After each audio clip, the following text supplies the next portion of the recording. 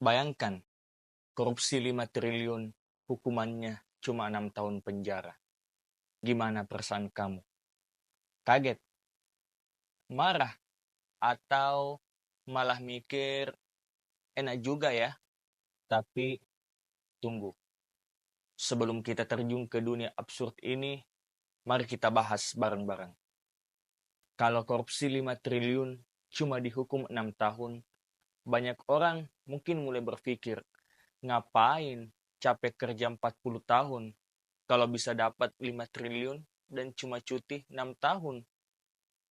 Bayangin, setelah 6 tahun keluar penjara, dia bisa hidup santai, beli rumah mewah, jalan-jalan ke luar negeri sambil bilang, kerja keras saya terbayar.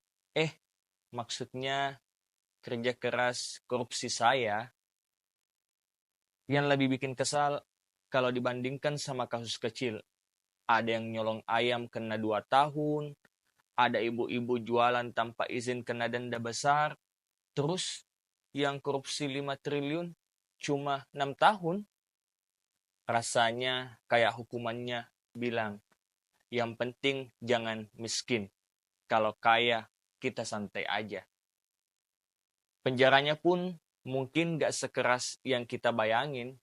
Jangan-jangan selnya nyaman, ada AC, TV, bahkan kasur empuk. Malah kadang ada yang bilang, di penjara itu kayak liburan eksklusif, tapi gak boleh keluar kamar. Bayangkan efeknya ke masyarakat. Orang jadi kehilangan kepercayaan ke hukum. Anak muda yang lagi belajar soal keadilan di sekolah mungkin mikir, buat apa belajar jujur kalau yang curang malah jadi kaya? Tapi di sisi lain, ada juga yang kreatif. Orang-orang mungkin mulai bikin meme korupsi, investasi 5 triliun, balik modal dalam 6 tahun. Tapi kita tahu, ini bukan lucu-lucuan. Ini serius. Korupsi sebesar itu dampaknya ke seluruh rakyat. Uang yang harusnya buat jalan, sekolah, rumah sakit, semuanya hilang karena kerakusan segelintir orang. Bayangkan, 5 triliun itu bisa buat bangun berapa ribu sekolah. Berapa banyak orang yang bisa dibantu dengan fasilitas kesehatan gratis, tapi malah masuk kantong pribadi. Jadi, kalau korupsi 5 triliun cuma dihukum 6 tahun, keadilan rasanya seperti jadi barang langka.